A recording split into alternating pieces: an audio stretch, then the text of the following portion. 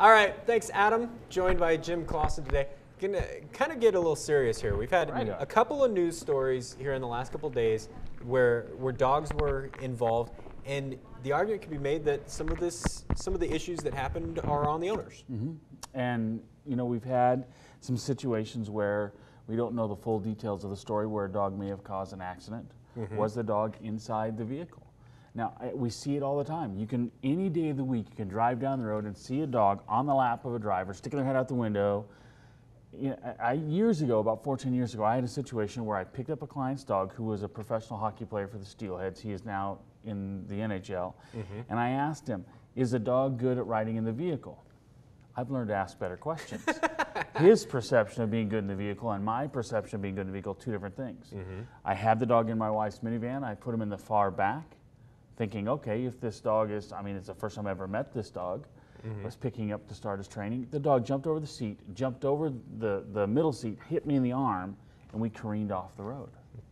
That's when I realized, okay, every dog I have has to be trained to be good in the vehicle. Get in, lay down, and stay there. Mm-hmm. So that's one of the things. If you're driving with that dog on the steering wheel of your vehicle, on your lap, it's an accident waiting to happen. I mean, look at a dog this size with Rocco, and you can see how he always wants my attention. He's always wanting to touch me and be close to me. And if he were to do that and step on that steering wheel and I careen head on into a vehicle and someone gets hurt like we had recently. And I think people think about it with the big dogs, because you'll see the dog gates and stuff, but with little dogs, it's just as bad. I had a client tell me once that her Jack Russell got underneath her feet and stepped on the gas pedal.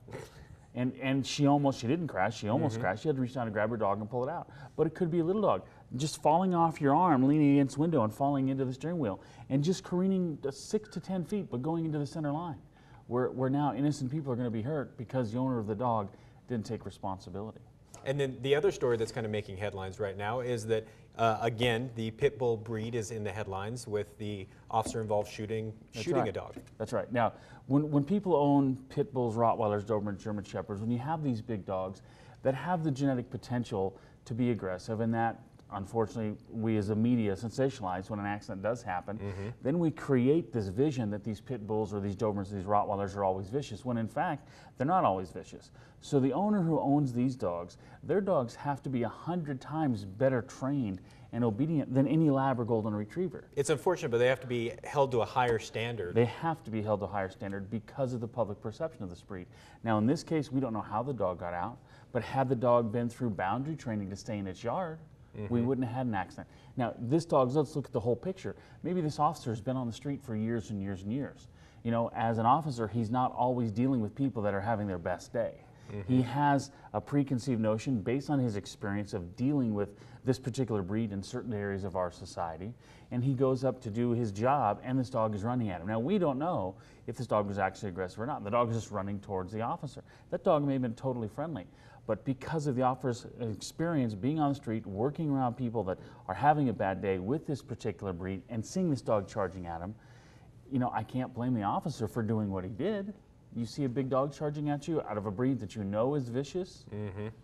even though he's friendly. All the more reason to make sure that you get proper dog training. You can, of course, get a hold of us or Jim here if you have any questions about how to train your dog. There are many ways to get a hold of us. We'd love to hear from you and answer some of your questions. Jim, Rocco, thanks for coming in once again.